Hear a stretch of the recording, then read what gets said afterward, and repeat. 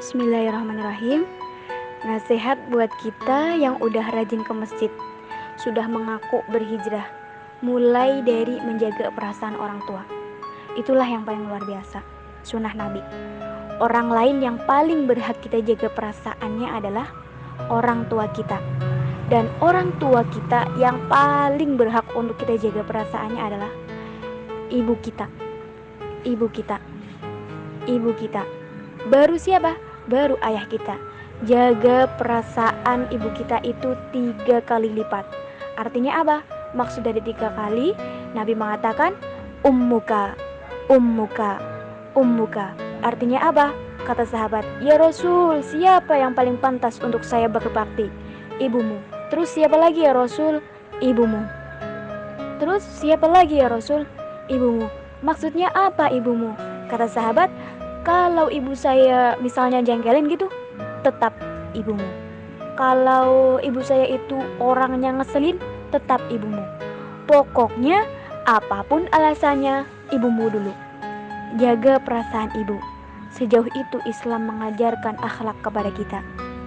Gimana menjaga perasaan ibu? Ini ada cerita. Ada seorang tabi'in. Tabi'in ini keturunan Nabi. Kalau nggak salah namanya Ali bin Husain Zainal Abidin. Nah, tabi'in ini ketika sedang makan, orang Arab kan kalau makan tuh pakai nampan gitu ya.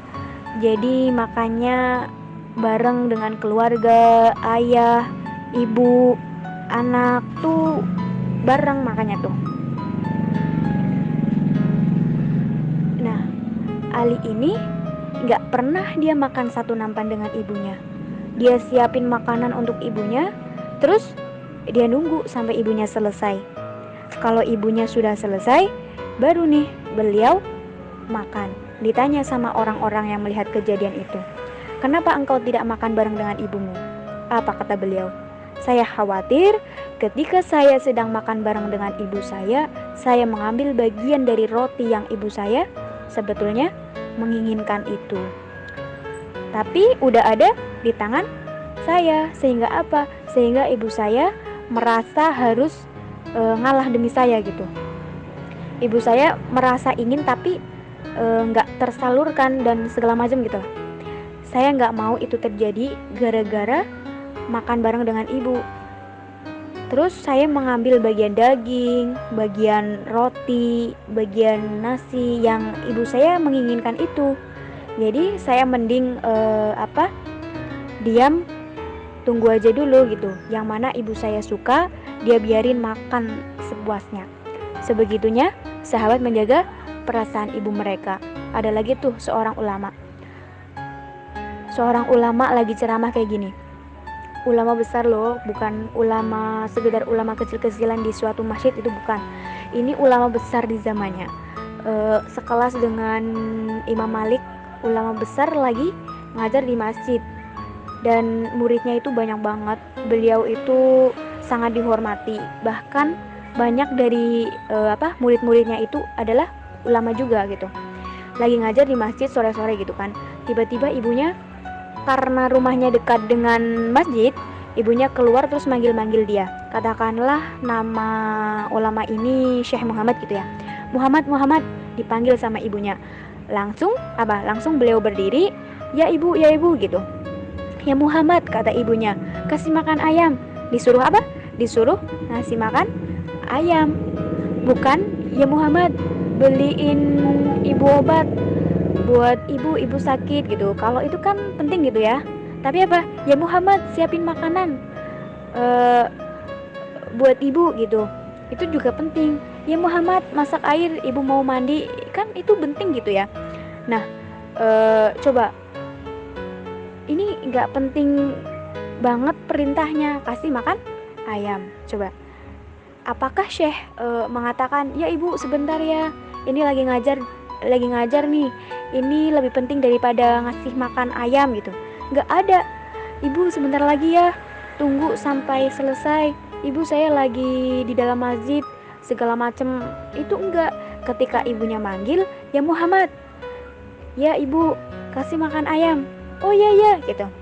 Beliau langsung lari meninggalkan murid-muridnya yang majelis taklim, langsung nyari ayam-ayamnya, dikumpulin tuh, dikasih makan sampai selesai, baru beliau kembali ke dalam taklim. Sebegitu mereka menjaga perasaan ibunya, gak mau mengatakan entar sama sekali. Kenapa? Karena kalimat entar itu mereka khawatirkan akan mengganggu perasaan ibunya. Itu sunnah Nabi banget, jaga perasaan. Karena kita sekarang kita ngakunya udah rajin ke masjid, sudah sering ikut taklim, dan yang luar biasanya adalah komitmen mau berhijrah. Salah satu hijrah yang harus kita benar-benar kuatkan itu adalah apa? Adalah hijrah akhlak, dan tunjukkan bahwa kita itu sudah berubah. Hijrah itu kan perubahan gitu ya, bergeser dari yang dulu mungkin banyak salah, sekarang memperbaiki diri. Hijrah akhlak, berubah akhlaknya. Yang dulu kita sama orang tua kita kalau dipanggil cuek gitu, acuh tak acuh, nggak jelas gitulah pokoknya. Sekarang apa? Kalau dipanggil oleh ibu kita miss call, langsung kita telepon, atau ibu kita SMS, langsung kita datang.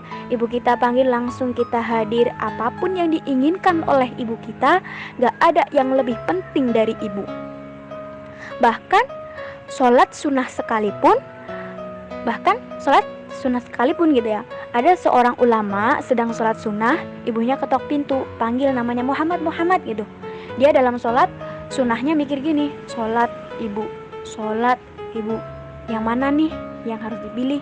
Dia lagi sholat sunnah, bukan sholat wajib ya, antara sholat atau memenuhi panggilan ibu. Dia mikir, akhirnya dia pilih, ya sudahlah, sholat dulu aja, sebentar lagi saya akan datang ke ibu saya setelah sholat sunnahnya selesai gitu kan. Lagian juga udah rakaat terakhir. Tapi ternyata apa?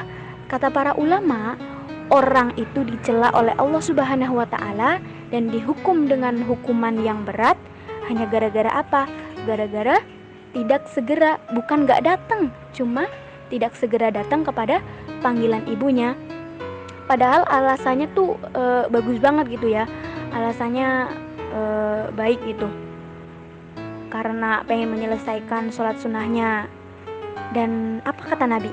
Kalau kita dipanggil oleh ibu kita, sedangkan kita sedang sholat wajib, maka singkatlah sholat wajib kita demi memenuhi panggilan ibu. Memenuhi panggilan ibu kita segera. Kalau sholat wajib kan gak boleh dibatilin gitu ya, maka dipersingkat. Lagi sholat duhur di masjid nih, ternyata misalnya ibu kita miss call gitu, dan ringtone-nya itu ringtone ibu kita tahu misalnya ya, wah ibu saya nih yang miss call. Langsung sholat kita itu bacaannya Al-Ikhlas. Al-Ikhlas itu dibagi dua, satu rakaat Allahu Ahad, satu rakaat lagi Allahu Somad. Udah, pengen cepet-cepet memenuhi panggilan ibu. Allah ridho banget tuh yang kayak gitu. Jangan bilang lebih mementingkan ibu daripada Allah. Bukan, justru Allah lah yang menyuruh kita mementingkan ibu daripada Allah sendiri. Coba, kayak gimana Allah menghargai perasaan seorang ibu. Maka seorang anak itu, kata Allah, fala taqul lahuma uffin. Uff, itu kalimat yang kalau kita lihat bukan durhaka sih. Uff itu gak akan durhaka orang gara-gara misalnya ibunya bilang pergi ke sana gitu, atau gitu, males gitu misalnya gitu kan. Nah, itu kan gak akan durhaka gitu. Tetapi itu pesannya bukan masalah dosa besar, tapi masalahnya menjaga perasaan orang tua. Jangan sampai kalimat yang kayak gitu itu kita ucapkan sehingga membuat orang tua kita menjadi sedih karenanya, membebani orang tua kita. Ini namanya sunnah sariroh, sunnah perasaan Nabi untuk menjaga perasaan orang lain. Jadi menjaga perasaan orang lain mulai dari ibunya gitu yang pertama. Jadi di sini apa pesan untuk teman-teman semua yang sedang berhijrah gitu ya. Jadi kita utamain menjaga perasaan orang tua kita dulu. Pesan yang terakhir dari Ana yaitu jika kita niat untuk berhijrah, maka cara yang paling tepat untuk memulainya adalah dengan cara memuliakan orang tua kita. Cobalah ingat betapa banyak dosa kita sebelum kita berhijrah. Karena apa? Karena ridho Allah adalah ridho orang tua kita. Jadi buat teman-teman semua yang sudah berkomitmen untuk berhijrah, mulailah dengan memuliakan orang tua kita. Karena ridho Allah adalah ridho orang tua kita. Cukup sekian. Semoga bermanfaat. Wallahu muwaffiq aqwamut thoriq. Assalamualaikum warahmatullahi wabarakatuh.